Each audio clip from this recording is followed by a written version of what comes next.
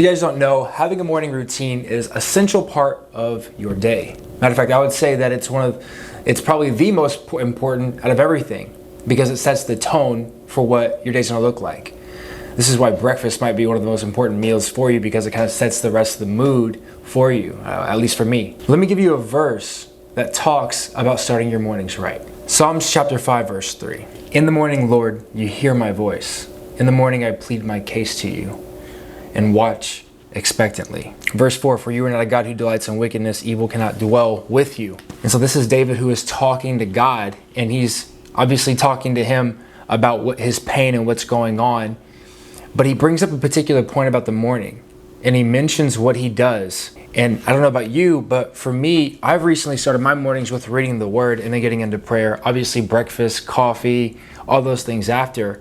But I usually find myself the most productive when I am in the word, I'm praying, I'm getting sunlight, I'm exercising. I'm basically utilizing the body that God's given me for the purpose or for a purpose that brings him glory and blesses him. And having a morning routine is the best way to start your day if you really want to live a life to bless God. And I would start just by, again, reading scripture. Something that I have started is truly, I start my morning routine actually the night before. And I leave my phone away from where I'm going to go to sleep. I deliberately leave it uncharged. And I charge it the following morning while I'm reading and making breakfast. That way I don't have any access to it because I know I'm going to spend all kinds of time scrolling. Now, recently, I won't lie, if I do have it available, I usually use it to listen to the Bible app. If I don't have an ability to really read, maybe I want to go on a walk and listen. Maybe I want to go do something slightly different. The principles of my morning routine still are the same. And some of you guys really don't know what it means to stand by principles. And I think that having a morning routine will really help you set your foundation straight. And ultimately, we live our lives here to bless God. Again, morning routines are going to be the crucial part about it. You will just try me on this. If you just simply go one full week, 7 days, by setting up your morning routine with God, feeding your body, exercising in some way. Doesn't have to be lifting weights, though I recommend that the most. In any way. And then reading outside of scripture, maybe reading something that'll just feed your mind, investing in your skill sets. Do that 7 days a week. You're gonna see a whole different shift in your life. And again, I speaking from experience, I've been more productive. And I think ultimately that it's helped me to bless God with the resources that he's given me.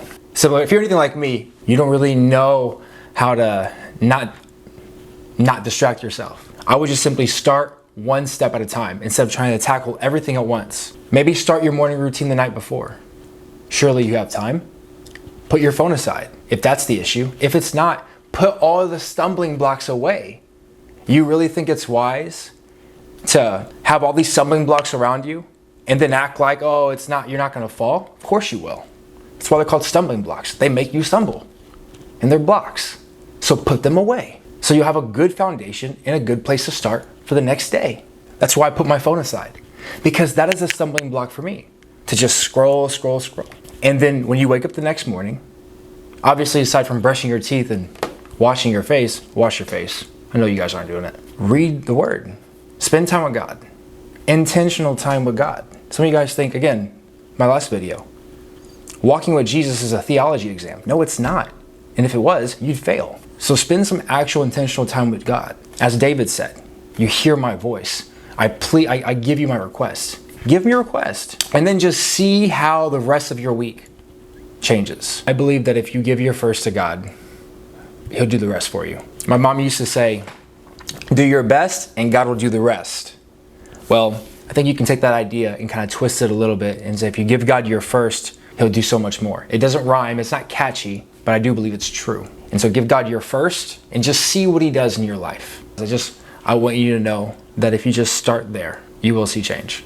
I did, so why won't you? If you guys need prayer for anything, if you guys want to reach out, my social media handles are going to be down below in the description. Let me know what you liked about the video. Like, comment, subscribe, share with a friend. I'll see you guys in the next one. Peace.